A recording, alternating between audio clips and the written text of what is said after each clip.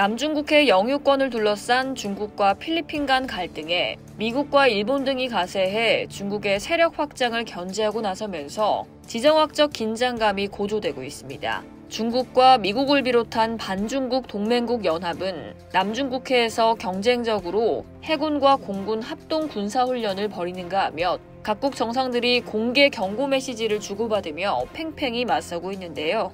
중국은 당사국이 아니면 남중국해 문제에 개입하지 말라며 강경한 태도로 일관하고 있습니다. AFP 통신, 블룸버그 통신, 파이낸셜 타임즈 등 최근 외신 보도를 종합하면 바이든 대통령은 11일 기시다 후미오 일본 총리, 페르난디드 마르코스 필리핀 대통령과의 3국 정상회담을 열고 중국의 남중국해 영유권 확장과 관련해 강경한 입장을 내놓을 전망입니다.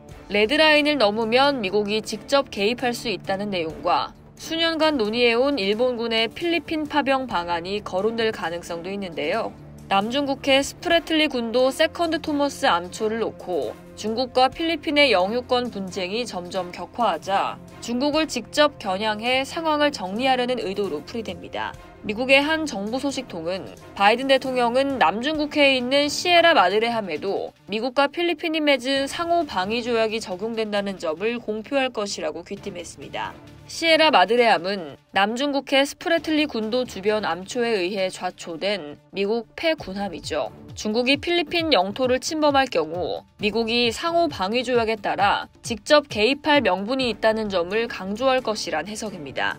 남중국해에서 영유권 분쟁이 끊이지 않는 배경에는 중국의 구단선이 있습니다. 중국은 9개의 선을 그어서 U 형태의 남해 구단선을 만들고 남중국해의 약 90%가 자국 영해라는 주장을 펴고 있는데요.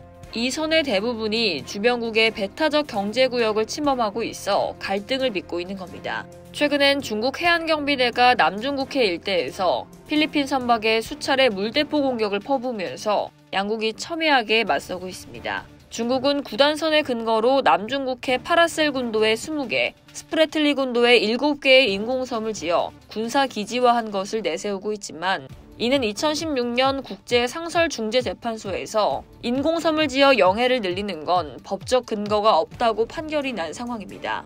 하지만 중국은 이 판결을 무시한 채 자국의 주장을 반복하고 있습니다. 미국이 지난 7일 사상 최초로 필리핀, 일본, 호주와 함께 필리핀 배타적 경제수역안에서 합동훈련을 실시하는 등 남중국해에서 중국을 견제하고 나선 건 이곳이 미국에도 지정학적으로 중요한 지역이기 때문이죠. 이번 합동훈련은 중국의 도발에 대비해 동맹국과 대응 전략을 짠 것이라는 평가입니다. 미 중앙정보국 출신 데니스 와일더는 중국이 남중국해 영유권 확보에 골몰하는 배경에는 대만 해협 분쟁에 대비하려는 의도가 깔려있다고 미국은 보고 있다며 현재 갈등을 벌이고 있는 스프래틀리 군도는 필리핀 영토에서 활동하는 미군에 대항할 중국의 전진기지가 될 수 있다고 말했습니다.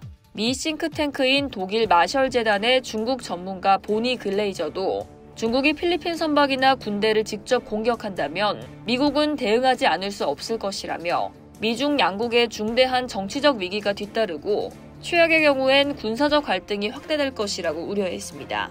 이상 여의도TV였습니다.